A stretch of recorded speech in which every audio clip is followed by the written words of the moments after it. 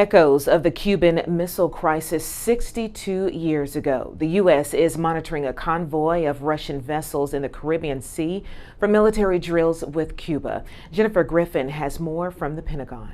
The Pentagon began monitoring the 4 Russian warships as they crossed the Atlantic and conducted live-fire exercises intended to simulate an attack on enemy ships.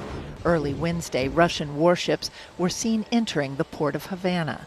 Echoes of the Cuban Missile Crisis in October 1962, when Soviet leader Nikita Khrushchev reached a secret deal with Fidel Castro to place Soviet nuclear missiles 90 miles from Key West, Florida.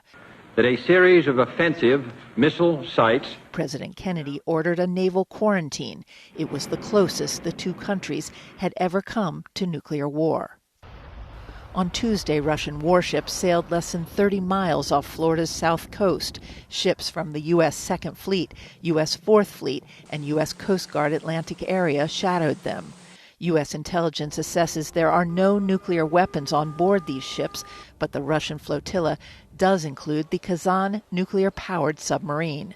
The Pentagon downplayed the provocative exercises in its backyard. This is not a surprise. We've seen them do these type of port calls before. We, of course, take it seriously, but these exercises don't pose a threat to the United States. In Moscow, Russia's foreign minister thanked his Cuban counterpart for taking Russia's side in Ukraine. We are grateful to our Cuban friends for their principled position on the situation around Ukraine. From the very beginning, Havana assessed the ongoing events, outlining absolutely correct.